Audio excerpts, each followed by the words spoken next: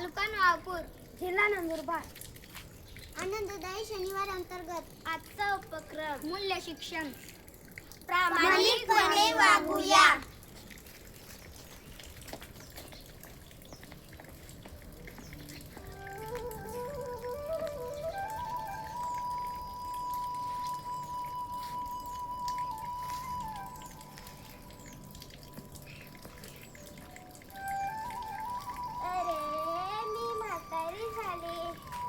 या बागेची काळजी मला घेता येत नाही. माझी 3 मुलं आहे. मी त्यांच्यापैकी कोणाला तरी या बागेची जबाबदारी देते. मी त्यांची परीक्षा घेते. जो या परीक्षेत पास होईल मी त्याला या बागेची जबाबदारी देईन. अरे मुलांनो, इकडे या. मी तुम्हाला एक कोळी देते. तुम्ही त्याचं एक सुंदर आणि छान झाड उगवायचं. ज्याच्या सर्वात मोठं झाड होईल त्याला मी या बागेची जबाबदारी देईन.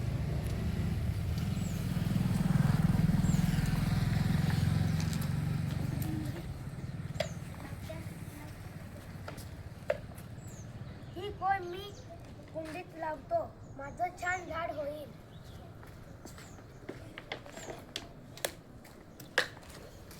मी या कुंडीत माझी कोळी लावतो.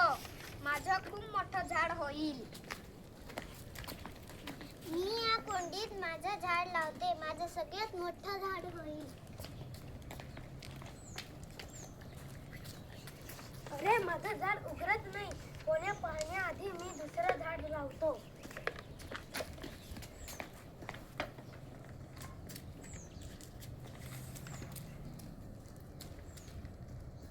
माझं छान झाड आहे. ही बागेची जबाबदारी मला मिळणार. अरे, माझं तर झाडच उगलं नाही. कोणाचे पाहण्याच्या आधी मी दुसरी कुंडी बदलतो.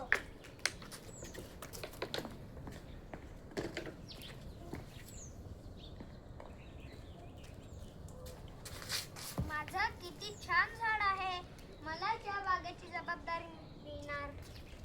अरे, माझं तर झाडच उगलं नाही. मी दुसरी कुंडी आणून मांडते. अरे, मला प्रामाणिकपणे वागायला पाहिजे.